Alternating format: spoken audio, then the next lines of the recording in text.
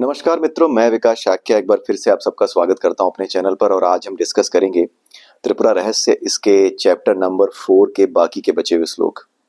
इसमें अभी तक हमने श्लोक नंबर 57 तक देखा था, लेकिन अब जो बाकी बचे हुए श्लोक हैं उनको हम समाप्त करेंगे और अगले भाग में इसका हम एक समरी देखेंगे कि इस चैप्टर का पर्पस क्या था। तो इसमें अभी तक आपने देखा कि हेमलेखा जो है वो अपने पति को आंसर दे रही है। किस क्वेश्चन का आंसर दे रही है? जहां पे उसने ये पूछा कि आखिर में तुम मेरे साथ क्यों नहीं होती, पति पत्नी की तरह मेरे और तुम्हारे रिश्ते क्यों नहीं है? आखिर ऐसी क्या बात है कि तुम इन चीजों में बिल्कुल कोई इंटरेस्ट नहीं लेती? हस्बैंड वाइफ के जो अंतरंग रिलेशन होते हैं उसमें तुम्हारा कोई इंटरेस्ट क्यों नहीं है? तो उसके इस सवाल के जवाब में अभी तक हमने ये समझा। और हेमलेखा एक राजकुमार की कहानी सुना रही है जिसकी शादी एक काफी खूबसूरत राजकुमारी से होती है। लेकिन पता ये चलता है राजकुमार को एक दिन कि वो जो राजकुमारी है वो तो जो उसका नौकर है राजकुमार का, उसके साथ उसका एक रिलेशन चल रहा है। ठीक है।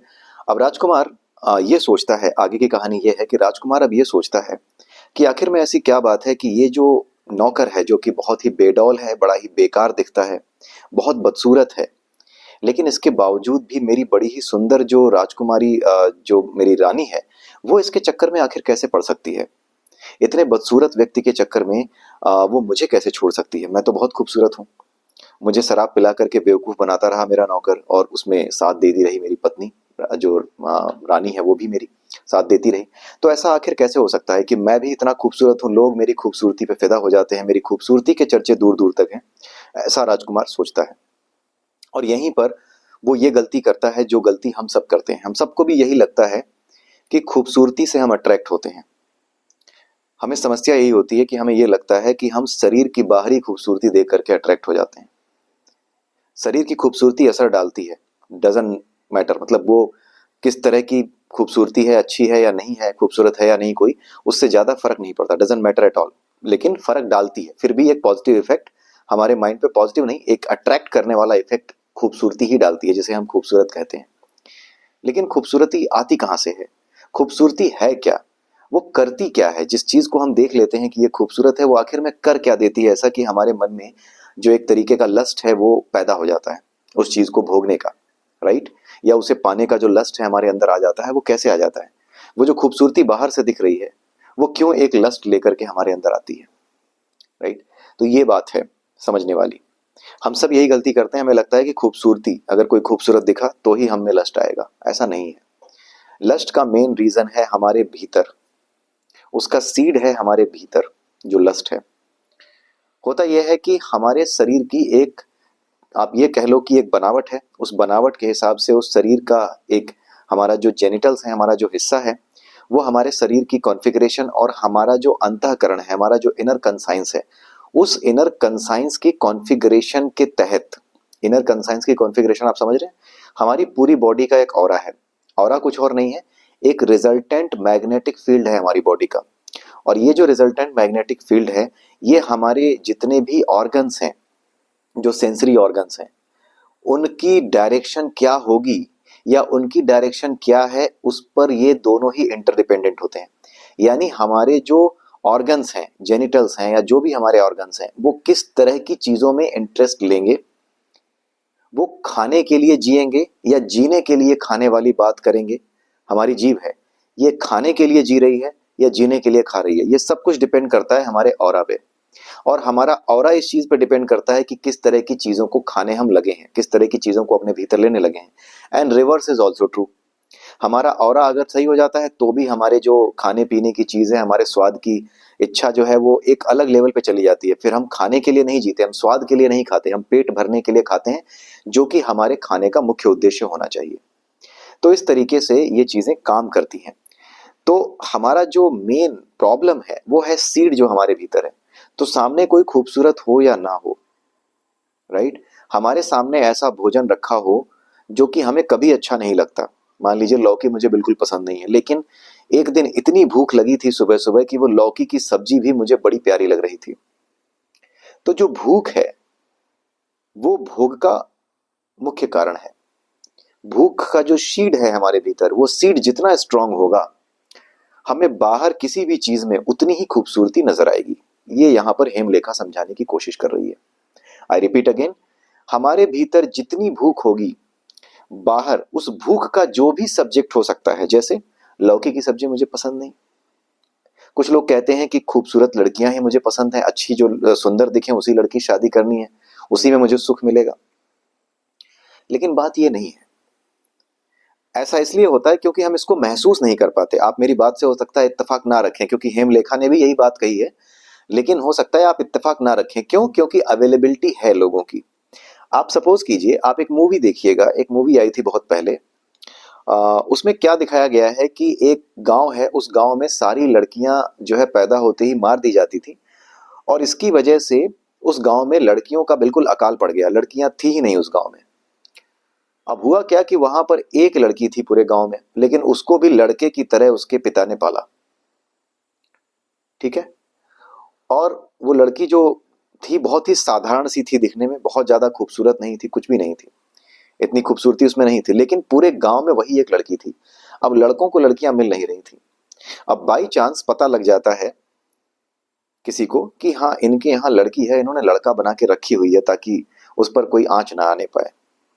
और उसके बाद फिर जो है अल्टीमेटली उसको शादी करनी पड़ जाती है अपनी बेटी की।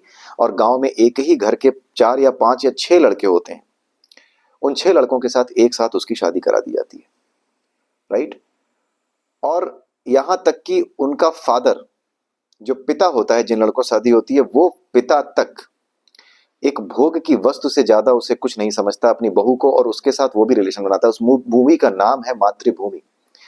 वो मूवी कई लोगों ने क्रिटिसाइज की, लेकिन मैं ये कहूंगा कि आप उस मूवी को जा करके इस पर्सपेक्टिव से देखिए कि अगर वाकई में संसार में ऐसा हो कि एक भी लड़की ना बचे किसी गांव में या किसी जगह में, लड़कों को लड़की ही ना मिले शादी के लिए, तो क्या परिस्थितियां हो सकती हैं, वो उस मूवी में दिखाया गया है। और उस मूवी में जो परिस्थितियां दिखाई गई हैं ना, यकीन मानिए उससे कहीं ज्यादा बुरी परिस्थितियां समाज में बन सकती हैं। वहां पर तो मूवी की एक मर्यादा रखनी पड़ी, क्योंकि एक लिमिट होती है किसी भी चीज को दिखाने की। लेकिन जितना विभत्स हो सकता है ना, उसकी कल्पना भी आप नहीं कर सकते, हम आप नहीं कर सकते।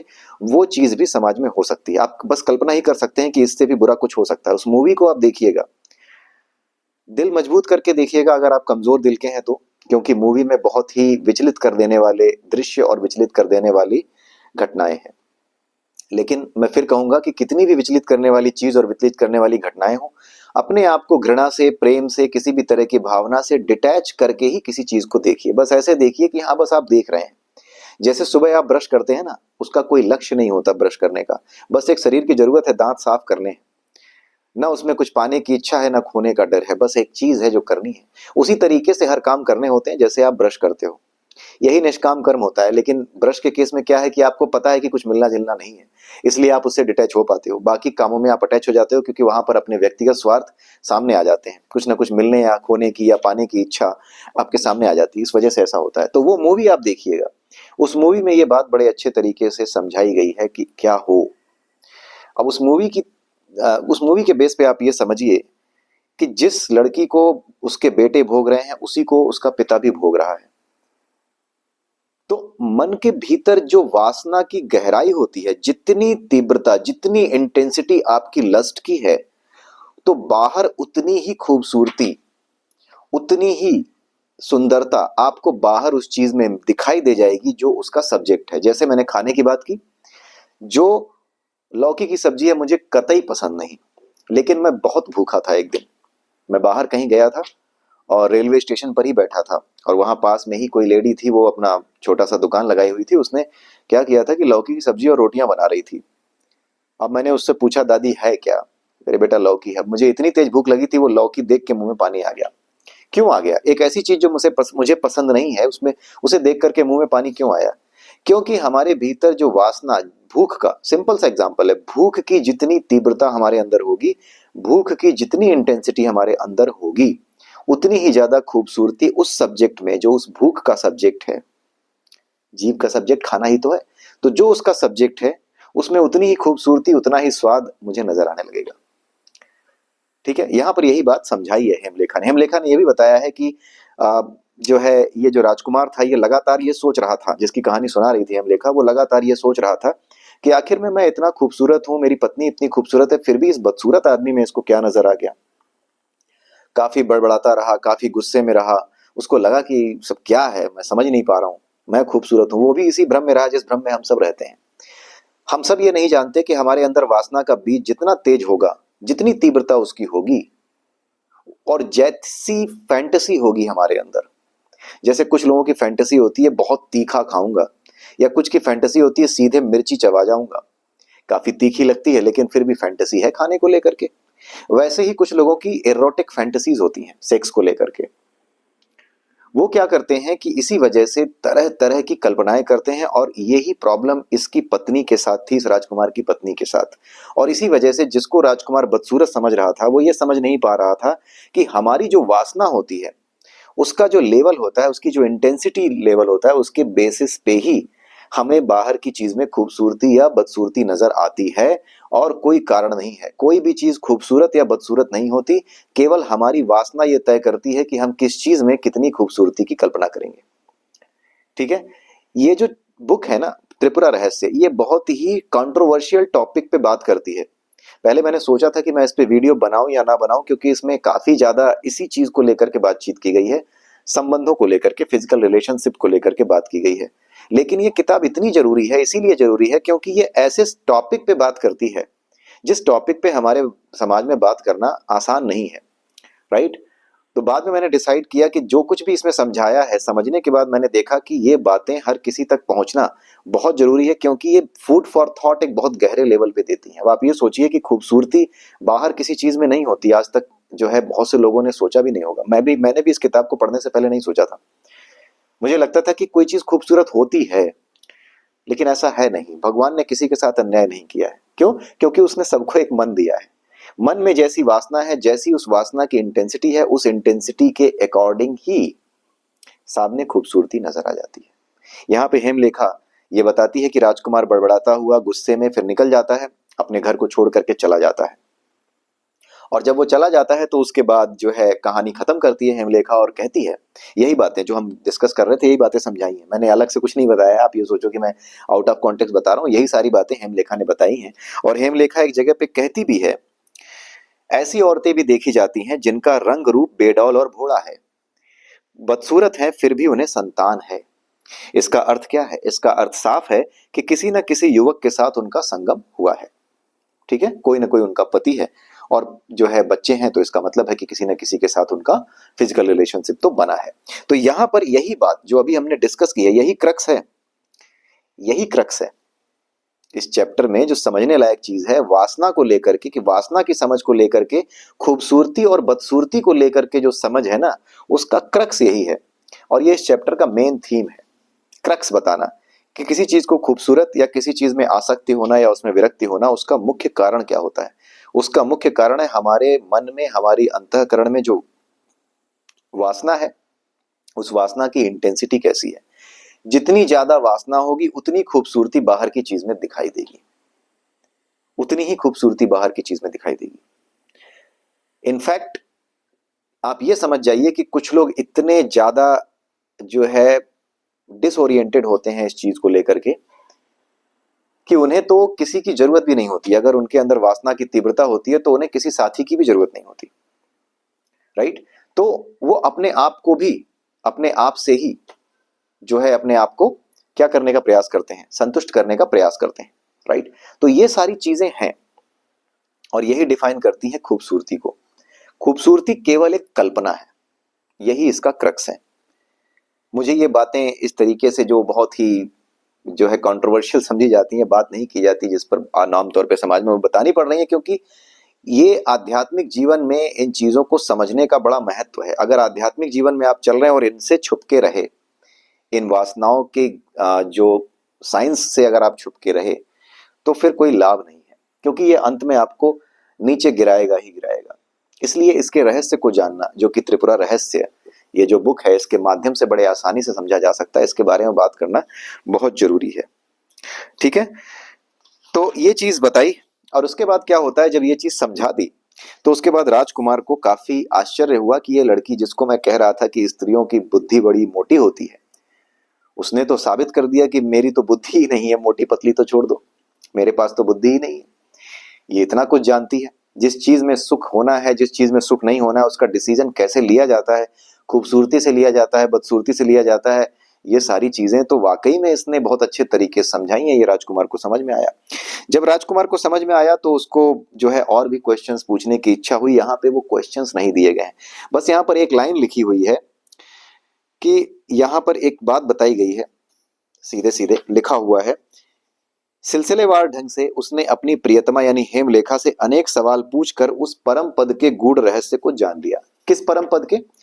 उस परम पद के गूढ़ रहस्य को जिससे ये शरीर हमारा बना है। हमारे शरीर में कई एलिमेंट्स हैं, वो सारे एलिमेंट्स उसी सुप्रीम एनर्जी का पार्ट है। एनर्जी ही मैटर में कन्वर्ट होती है, वही कन्वर्ट हुई है। और जब वो मैटर में कन्वर्ट होती है तो वो छोटे छोटे कणों में, जिसको हम एटम्स कहते हैं, उसमें विभाजित होती है, अणुओं में विभाजित होती है। ठीक है, सांख्य दर्शन पूरा का पूरा अणुओं के विज्ञान पर, परमाणुओं के विज्ञान पर आधारित है। ऐसा कुछ भी नहीं है जो हमारे वेदों में, हमारे शास्त्रों में पहले से अवेलेबल नहीं था। और आने वाले समय में भी जो बातें हम कर रहे हैं ना, यही बातें आने वाले समय में साइंस किया करेगा। साइंस एक समय ये बात बताएगा कि ये अणु, ये कण ही, इनका अलग अलग नेचर ही, इनकी अलग अलग फ्रिक्वेंसी के कारण, इनका जो अलग अलग नेचर है उसके कारण ही हमारे मन में भावनाएं होती हैं, यही बताएगा। लोग कहते हैं ना कि जब विज्ञान खोज लेता है, साइंटिस्ट खोज लेते हैं, तब आते हो। जी नहीं, ये चैनल यही रहेगा, मेरी शक्ल यही रहेगी, मेरे मरने के बाद भी वीडियो यही रहेंगे, और आप देख लीजिएगा, आप मिलाइएगा, आने वाले समय में ये सब आपको मिलता हुआ नजर आएगा। साइंस एक दिन ये बात कहेगा, और निश्चित रूप से कहेगा कि जो हमारी भावनाएं हैं ये भी इन्हीं अणुओं की, इन्हीं परमाणुओं की आपस की अभिक्रिया है, और इनकी स्पेसिफिक फ्रिक्वेंसी होने के कारण ही अलग अलग तरह की भावनाएं हमारे मन में उत्पन्न होती हैं। इस निष्कर्ष पे साइंस पहुंचेगा ही पहुंचेगा, और उसी दिन वैज्ञानिक मुनि बन जाएंगे। जो हमारे यहाँ मुनि कहे जाते हैं ना, वो कोई और नहीं थे, जो तत्वज्ञानी वैज्ञानिक होते थे, उन्हीं को मुनि कहा जाता था। तो इस स्तर पे एक समय पहुंचेगा ही पहुंचेगा। खैर, तो ये बात जो है यहाँ पे लिखी हुई है कि सिलसिलेवार ढंग से उसने कई क्वेश्चन पूछे अपनी पत्नी से, हेमलेखा से, और उसके बाद उसने सारे रहस्य को समझने का प्रयास किया कि आखिर में क्या है इस सुख और दुख का रहस्य, इस खुशी का रहस्य, सुंदरता का बोध क्या है, बदसूरती क्या है। इन सारी चीजों के बारे में उसने पूछा, और पूछने के बाद उसको नॉलेज हो गया, ज्ञान हो गया, उसे अनुभव हो गया, बोध हो गया कि जिस चीज को हम सुंदरता कहते हैं वो बाहर नहीं है, वो हमारे भीतर है। भीतर की वासना बाहर की सुंदरता को डिफाइन करती है। भीतर की वासना बाहर सुंदरता उस चीज में दिखाएगी जिसको हम भोगना चाहते हैं, चाहे वो खाना हो, चाहे वो अपोजिट सेक्स का व्यक्ति हो। ठीक है, उसी तरीके से भीतर वासना अगर कम होगी तो बाहर की सुंदरता ईश्वर से जुड़ती हुई दिखाई देगी। बाहर की सुंदरता एक हो जाएगी। अगर हमारे भीतर ये समझ में आ गया कि सुंदरता तो किसी और चीज में नहीं है, बल्कि सुंदरता जिस चीज से प्रकट है, वो जो चेतना जिसको कहते हैं, जिसको परम चेतना कहते हैं, परम चैतन्य या परम ऊर्जा, सुप्रीम एनर्जी जिसे कहते हैं, जिससे ये सारी भावनाएं प्रकट हैं, वो असली स्वरूप, उस असली स्वरूप को जो सभी प्रकार की वासनाओं का बीज है, सभी प्रकार के आनंद का, सभी प्रकार के सुख का बीज है, जब आदमी उसका अनुभव कर लेता है तो बाहर जब वो देखता है तो बाहर दिखने वाली चीजों में जो खूबसूरती उसे नजर आती है, वो खूबसूरती उसे केवल और केवल ईश्वर की, यानी कि उस सुप्रीम एनर्जी का एक फॉर्म, एक लीला ऐसे नजर आती है।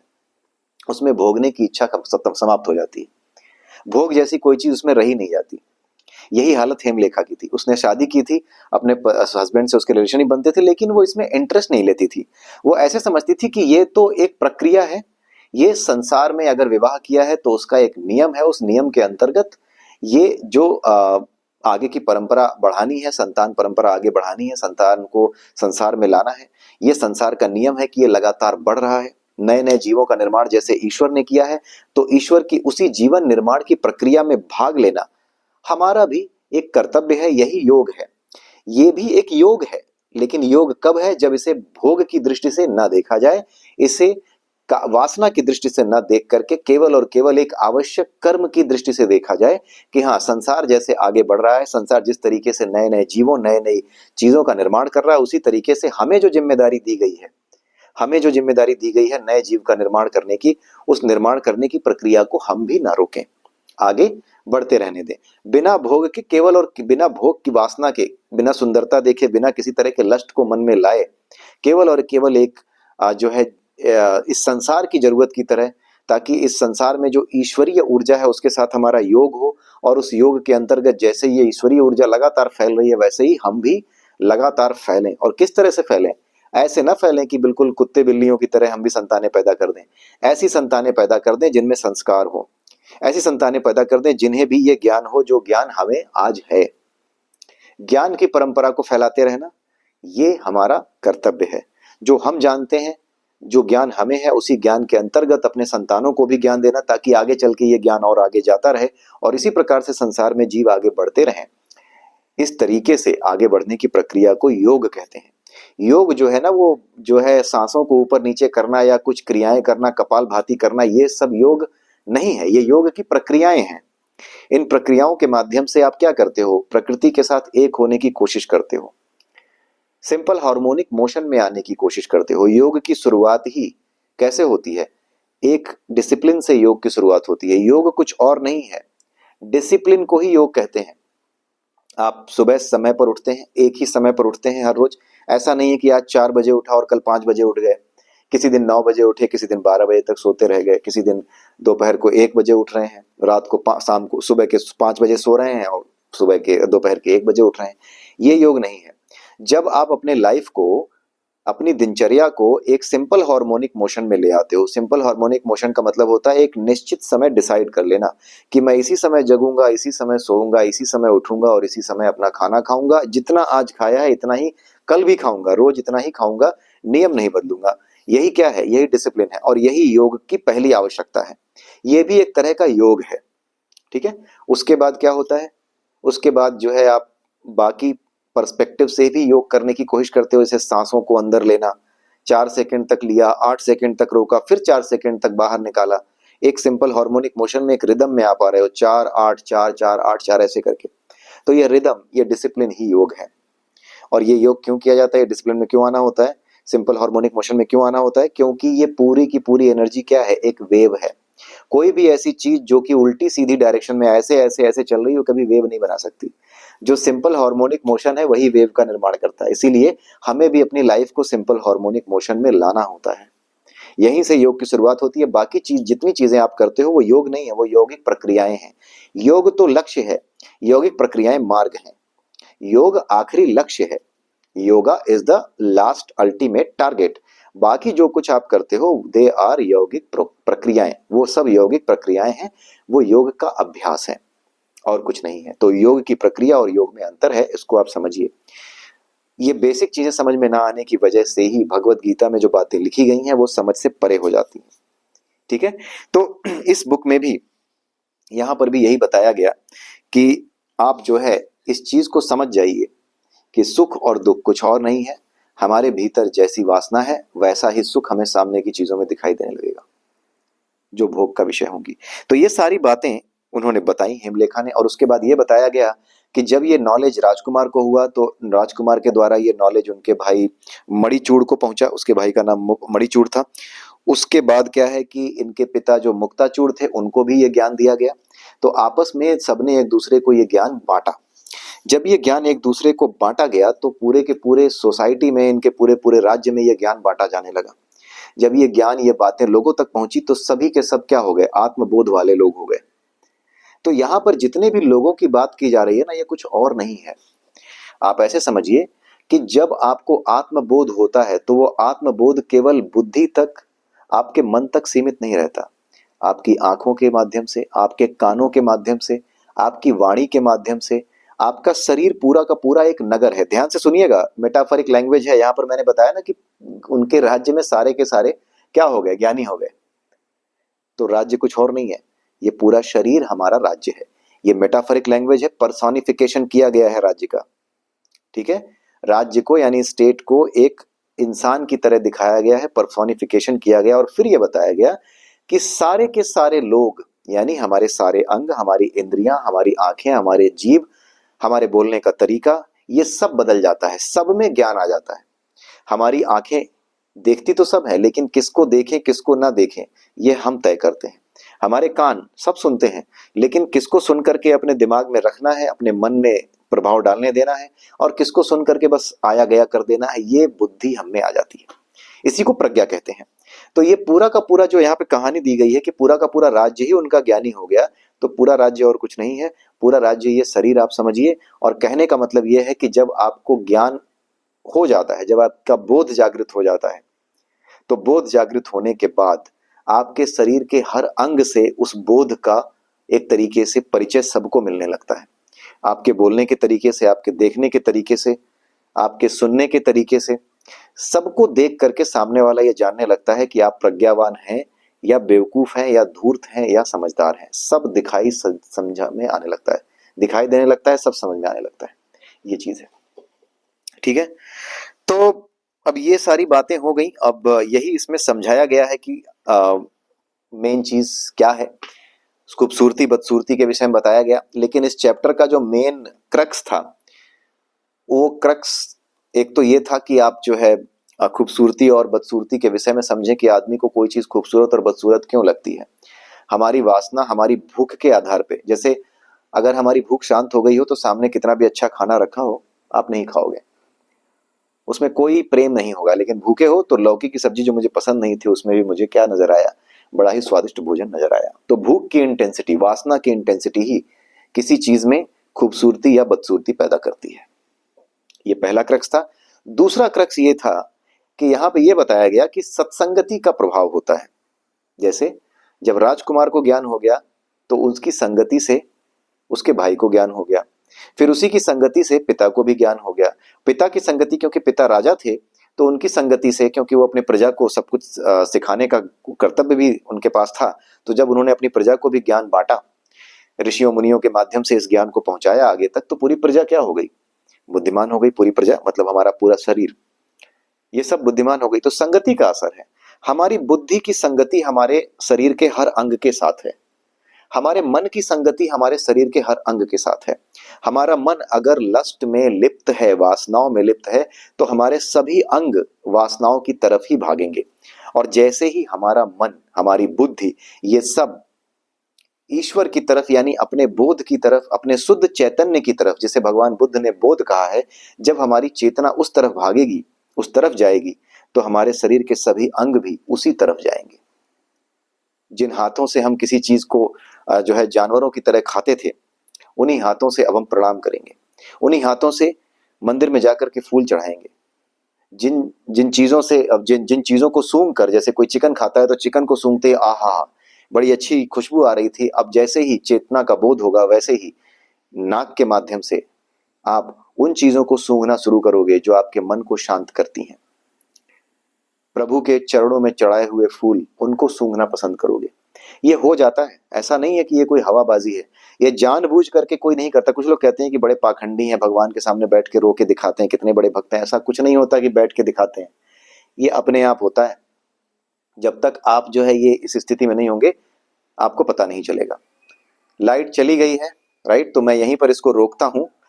माफी चाहूंगा क्योंकि बड़े ही गलत समय पे लाइट गई है, लेकिन ये चैप्टर पूरा हो चुका है। तो क्रक्स सत्संगति था, और क्रक्स था हमारा ये कि हमारी वासना ये तय करती है कि किसी चीज में कितनी खूबसूरती या कितनी बदसूरती है।